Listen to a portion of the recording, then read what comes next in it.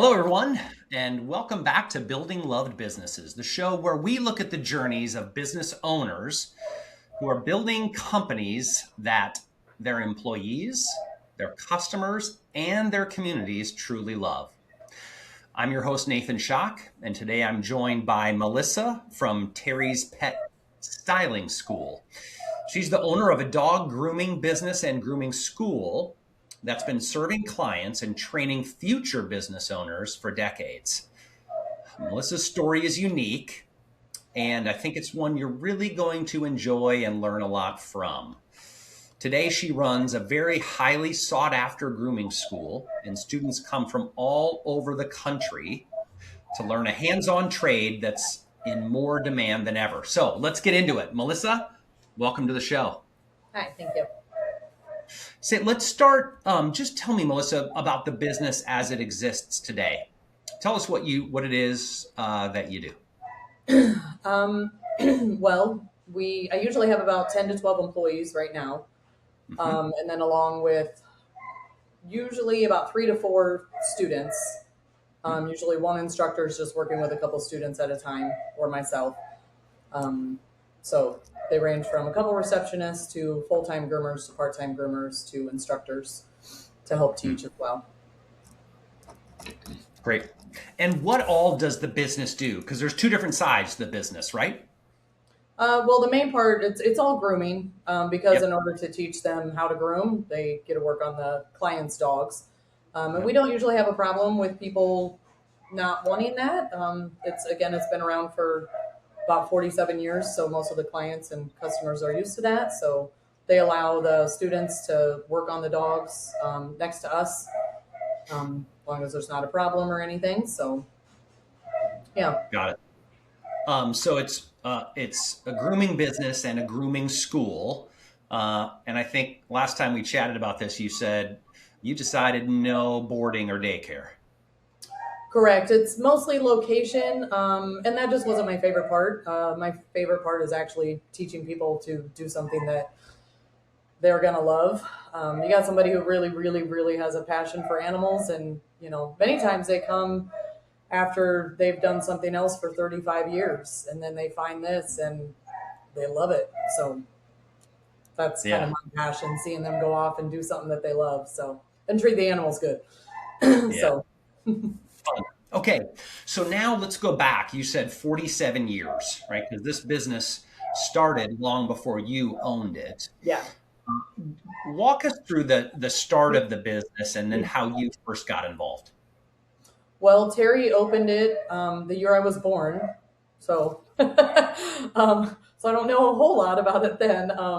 But she started it from the ground up, and then she just found that she was having to train a lot of people. So she kind of started it as a school, over 40 years ago even. So I came to work for her, and I came to this school in 1998. I didn't have it as a passion, but I always, worked well with animals and always loved them, of course. So I just drove by one day and found it and gave her a call, and then she hired me after I finished the school. And then she was kind of talking about retirement, and I was in my 20s, so I was raring to go. So I started saving everything I could. Took me about 5 years. In the middle of that, I had a kid. So she was about 1. But I had the money for the down payment, so I was ready to go. Terry wasn't quite ready, but I was ready. Tell me what were you doing before you came to the school? Well, I was only 18, 19, so I was working, factories and random jobs and trying to decide what college and stuff like that. But I'm this is more, hands-on type career, as opposed to any kind of desk work. So it was a really, really good fit. And Terry threw me in and threw everything at me pretty much right away. So it was easy decision to buy it. Yeah. Talk about those years. Give those years where you were working for Terry. What different roles did you play? And what about that prepared you to take over the business? It prepared me well. She must have trusted me because I was only 19 or 20, and she kind of threw all the students at me. She had to take a short leave, so I started doing payroll. I was very prepared when that time came because, like I said, she must have trusted me, and she wasn't here a whole lot, so I was kind of running it anyway. So I thought, well, let's do this. I was pretty prepared. Not prepared for so many things at once, when you do own it. So the first year is a little rough, but you get through that and then it figure everything out, and it gets easier each year. And you mentioned that you bought that business. Oh, by the way, while you were a new mother, how did you balance those things? I think back and I'm not real sure. Again, I was probably 26, so I just, wanted to do it all. And it was fun. I mean, it was probably a little stressful, but I mean, it was fun. So I felt good about the decision, and it was an easy decision. So, yeah. And then you had to, while working on the salary in the business, save up the money to make the down payment. What did you have to sacrifice during those 5 years in order to save up the money? Um, I don't really feel like I sacrificed. I was just always a really good saver, so I didn't spend much. Just didn't spend much. So as long as I could put as much as I could away, and I guess I didn't feel I was sacrificing a whole lot. I was probably just having fun, so I was ready. All right. Okay, so you were ready. You talked a little bit about having run the business, and what let you know that you were really ready to take over and do it? Um, Probably I felt like I was already kind of doing it all, I guess. Like I said, I think Terry trusted me a lot, and she had been doing it for so long. She was kind of ready to step back. So actually training the students and doing all the things and payrolls and, stuff like that was probably why I just kind of felt like I was ready. So it's probably, blessing that she did step away. So then I felt confident. So. And walk us through that discussion, because you said you were ready, but she might not have been quite ready or didn't think she was. Yeah, just take us back to that. She let me know the down payment that I would need, and I was probably only 21, so 22. And then in my mind, I just started saving, and that was easy for me, so I did. And it was about 5 years that I saved up everything to have that down payment for it. And I came to her and I said, well, I'm ready. And she said, for what? When I said, well, if you remember, you were going to retire. She said, oh, I didn't think you would actually do it and save money that fast. I'm like, yeah, I'm good. So we negotiated a little bit. She's a negotiator. I'm kind of a negotiator as well. But it worked out, and we were able to move that forward. So, yeah. God. That's a fairly common path to business ownership. What advice would you give to someone who's thinking, you know what? Now that I've worked in this business a little bit, I might like to own it someday. What's just one piece of advice you would give to them? I mean, I know I say I was ready, but probably prepare your books a little bit better ahead of time. Mm-hmm. Terry kind of promised me she would help me, but she just kind of signed the papers and left. So I was pretty young. I didn't quite understand a lot of it. So that's why that first year was kind of rough. So I would say, paperwork, bookwork, taxes, insurance, that kind of stuff. Be a little more prepared, knowing what it's all going to cost. Yeah, that's such a good piece of advice, right? Because a lot of people are ready to do the thing, right? Yeah. They're ready to do the stuff, the work. But being a business owner means you got a lot of other things to worry about as well. Yeah, definitely. Okay. So sounds like you really had a long-term mindset. Now let's talk about that business today. Students attend the school from all over. So just walk us through, how does that 13-week grooming school work? So they usually come in and do kind of a school tour. We have some paperwork they fill out first. It's definitely not one of those careers that, you love dogs, you can groom dogs. It's very, very physically demanding. You're on your feet, you're, bending, lifting, tugging. So I kind of make sure they're good with all of that before I even let them sign up. Because it's a pretty big commitment, and 13 weeks is a long time. So if you're not able to do it physically, that's tough. Patience, we go over. You got to have patience to the end, and just really, really have that deep love for the animals, so that you never lose your patience with them. So usually we have them sign up for a tour. They kind of come through and watch for a while, and then they do sign up. They pay kind of monthly payments through the school. If it's not a good fit in the first couple weeks, we can kind of sit down and chat about that, if things aren't working out. And then if they don't continue, that's okay. But 95% of them continue. And then, the 13 weeks, I mean, it's really fun. We have a lot of fun. There's a lot of challenges, but we've all been through it. Me, along with the other employees that are next to them, along with the instructors that are working with them, they've all been through it, so they understand the challenges they're going to face. And I mean, the dogs are fun for the most part. It's always fun. There's just times where it pushes them to the limit. So Yeah. mostly just patience. Yeah. What kind of dog requires the most patience, or is maybe the hardest to groom? It's probably where the bad behavior has been praised at home by the owners of the pet. The dog don't know, so they think that biting is fun and it was cute, and so we got to get over all those hurdles with the dog and get them back to understanding, it's not a good thing. Or owners have tried things at home and it doesn't work, and now we got to retrain and show them that the brush isn't the enemy. A lot of little things like that people try at home, but it's not that easy, especially at home. So yeah. And how do you help students? How do you prepare them for that behavioral side of working with the animals? I think mostly, again, the patience, and just helping them understand that, all the things that the dog has been taught and all the bad behaviors is usually not the dog's fault. So you got to kind of take it back to, the owner's not here with us, of course.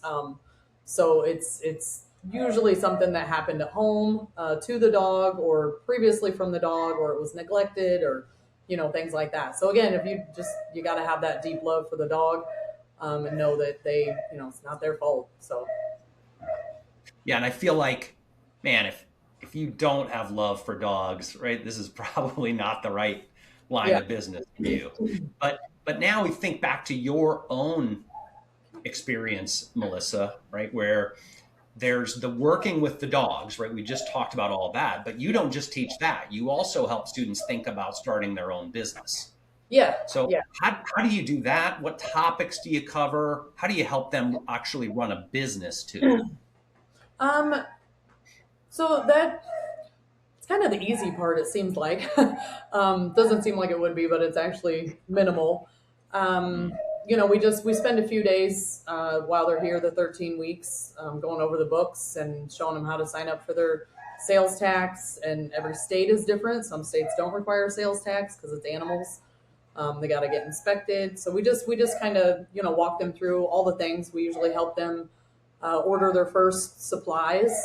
We kind of do like a business project with them while they're in school as well. That's minimal time, but they're usually pretty prepared by the time they get done with school. And there's maybe half that are able to just go out and start their own business, and a lot of them do it in their home. So they're able to do it out of their home as well, or just rent like a space and open their business from there. So. Got it. And it sounds like this is a really growing industry, and there's a lot of opportunity right now. Is that true? It is. 2020 did help us because a lot of people went out and bought a puppy. They were home, and that kind of really, really just expanded the grooming business quite a bit. And then a lot of the newer breeds, with the doodles and all stuff like that. I mean, all of them require grooming. And a lot of intense grooming. So again, that helped our business a whole lot. There's just seems to be a need for it still in almost every little small town around, usually has 1 to 2 groomers. And then the bigger cities, of course, I mean, Davenport alone has 8 I mean, there's a lot. It's crazy. There's a big need for it still. Yeah. Yeah. I would think too that at times, go back to that ingrained bad behavior, that sometimes people might be a little hesitant to want to go on in this career, because sometimes, I mean, dogs can be even more difficult than just hard to work with.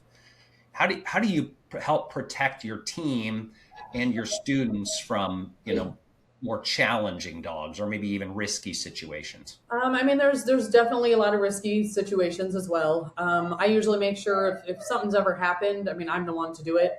I won't put them in that situation. With Yeah. the students, we make sure it's dogs that we've worked with before. So if there's any kind of new client or any kind of anything we're unsure of, it'd be me that works on the dog first. So I'm not putting my employees or somebody at risk. But I mean, you do have to use, they're up to date on their vaccines and all that kind of stuff. And they have to be, it's a state law. And then, there's certain things you use, towels, muzzles, certain things you have to at times. So Yeah. not very often, but there's times. Yeah. Yeah. Okay. And now, um, as you're teaching grooming and business, right? And you also building your business, some of those challenges in this industry, like all, are marketing related. And when we talked before, I think you said that advertising is your absolute favorite part of the business, right? Oh, wait a minute. Yeah, I think it's not my favorite part. um, yeah, Yeah, I don't love to put my face out there. I don't love to push product. I kind of like people to make their own decisions. So I'm not real pushy on that, but I also haven't had to. We're busy, very, very busy. So, I've been yeah, able to keep that many employees busy. Or the building that I have is pretty well full. So there's not a whole lot room for expansion, anyways, where I'm at, and the business has been here for so long. I probably wouldn't want to relocate either. So, yeah, the advertising, and then I mean, next would be insurance is never fun, so that kind of yeah. stuff. But Well, when it comes to advertising, right? Because we still do have to, we got to promote our business, whether yeah. it's through word of mouth or advertising, right? We still have to do that. So, what have you found has worked well for you? Oh, where I'm at in Davenport, Iowa, it's word of mouth, Hmm. big time. Yeah, We're in a heavy residential area, so it's extremely probably 85% word of mouth, which is yeah. great. So, And what are the things you've tried that just absolutely have not worked? a long time ago, kind of the TV stuff, just I didn't get anything in return. A lot of some of the online version, I just didn't get any return. So, we kind of went to more very local things, and they've seemed to work the best Hmm. that people like. And, we get the return or referral, just very word of mouth, they talk to their friends. What about for the school? How do you promote that? Um, so I haven't had to, luckily, a whole lot. It's usually people from, again, surrounding areas from 1, 2, 3, 4 hours away that are just on Google, and there's not many schools around. We've had a couple try to open in Davenport, but they've only lasted a few years and they go under. So, Hmm. and you got to love that part too to make it work. So, so yeah, that part they usually just Google and find me, and then we start from there. So, but Got it. that's been also word of mouth. Some people will refer them as well. So, Hmm. And now, like you said, it's been working well. You're booked out quite a ways. yeah, yeah, yep. Um, why do you think that is? Why is grooming become an opportunity that more and more people are interested in? Well, I think that people didn't realize that they could actually make a very decent living at this Mm. job. Um, Sometimes, I get a lot of ex hairstylists, I get a lot of ex vet techs, and they're coming to grooming school because they found that they can make a better living which you wouldn't think, but you Right. can. So that's kind of been a big one. And then And there's again, the amount and of there's dog. a few reasons for that, right? Like we talked about earlier, you've got lower overhead, Yeah. um, you know, repeat business. I know, like you talked about earlier, the doodle. My brother owns a doodle, and I mean, I think that that They dog gets needed it. groomed They need it every more month. often than I I do. mean, they need it. There's people that come every 3, 4, or 5 weeks. They're on a routine, you know, Hmm. unless they just don't want to, but they should. So yeah, it's very that is a good thing for us. So yeah. Okay. All right. So now, let's talk about you personally, right? Because you've got the grooming side of the business, you have the school, you talked about all the books that you have to keep, but you step in and handle the difficult animals too, right? Like what does a day-to-day look like for you, Melissa? Well, a day I get up a few hours, probably at least a couple hours before I even come to work. So get my stuff done. I got a kid to get off to school, the normal stuff. I do have a lot of family that helps, so that helps. I'm usually here about an hour, hour and a half before the students even get here, so I'm able to organize the day. And if someone calls in sick, you got to refocus all the things you had scheduled. So it's a lot to juggle, Mm, but it's manageable. Is mostly if I'm here, it's easy. It's just hard to take time off yeah. because it's hard to get someone else to kind of do what you do without feeling like they're going to get in trouble. um, but yeah, then there's days where we have 50 to 60 dogs in here. So there is a lot to juggle, and you got to kind of pick. This person works well with that personality type, and this one works well with that person. So it's a lot to schedule and juggle all day long. But I don't know, it flows. We've been doing it so long, it just flows. So that helps. I do have receptionists that stay later. They help close up and work with a couple other groomers at the end of the day, so that I can stay open after I want to leave to help more clients get in. So that helps. Okay. But Yeah. then, yeah, a lot of times I stay at home and do the book work on Mondays sometimes, and then sometimes you're still doing a little bit of book work when you get home. So gotta make sure you don't hate that part because you have to when you're a business owner. So That's somebody's got to do it. yeah, I have no idea how many hours I work. I have no idea. You just do it. And you said that financial side of the business, once you got your arms around it after that first year, it always just kind of made sense to you. Um, where do you think that came from? That financial discipline, the understanding of finances. Where did you pick that up? So I enjoyed playing with money when I was a little kid. I can recall when I was probably 5 years old, just dumping out my piggy banks and counting money and dumping out my just saving. I Yeah. just kind of, it was easy for me. And then my dad, as well, was always, pounding that in your brain, So just between the both, that part wasn't hard for me, but I'm not an overspender. You're not going to spend it until you got the money, and that's just kind of the way I was raised. So Yeah. yeah. Okay. And if that came easy to you, what's been hard? Well, we talked about advertising, but what's been maybe one of the biggest challenges you've faced with the school? Well, probably the biggest with the business alone, probably the biggest is the raising prices of, say, insurance. I mean, Mm, that is almost quadrupled, for me as a business owner to pay the workman's comp and all that kind of stuff in the last, 5 to 8 years. mm, So that's a challenge. um, and then usually I can hire my students that I like because I know them. I've worked with them for 13 weeks and I know they show up on time. I know what kind of, but if there isn't, if they all live 2 hours away, obviously I can't hire them. So hiring somebody, so to say, off the streets or something that yeah. treats the dogs with the same respect that you want them to treat them, that's probably been the Yeah. other challenge. So Okay. hiring. So, do you have the future Melissa in the business that's going to take over from you someday? Oh, I don't know. Hopefully that's at least 20 years plus. So There you go. yeah. Tell now as you look out, what do you see for the future of your business?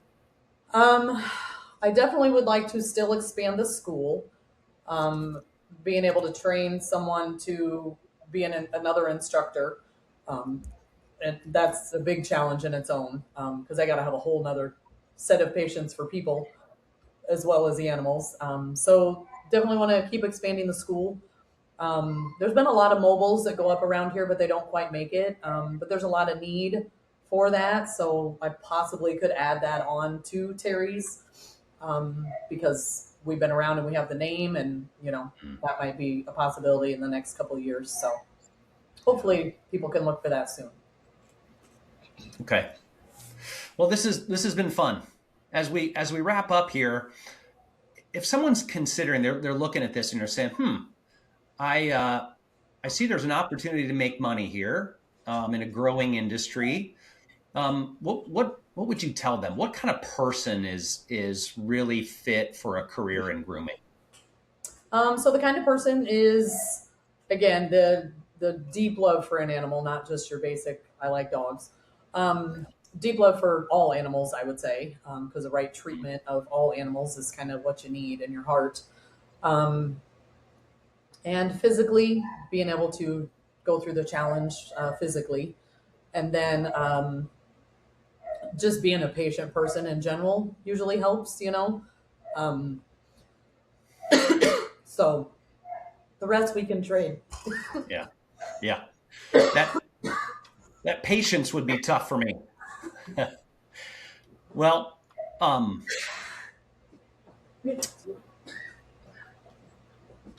Melissa, Here, buddy. I want to I want to thank you for sharing your story. Um, oh, who's this? Who do we have here? Jasper. Hi, Jasper. Jasper's not the one barking in the background. No. Yeah.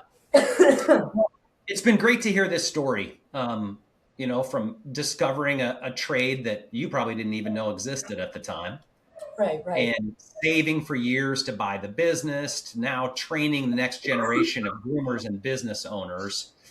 I think your story is a real powerful reminder that patience is how you build a loved business. Yeah, definitely. Patience and discipline, showing up every day. So thank Yep. you for being on here to share your story. Thank you. And to all you listeners, thank you for tuning in to another episode of Building Loved Businesses. If you enjoyed this episode as much as I did and as much as Jasper did, follow the show, share it with another business owner, and help us spread the stories of businesses that people truly love. I'm Nathan Schock. We'll see you next time.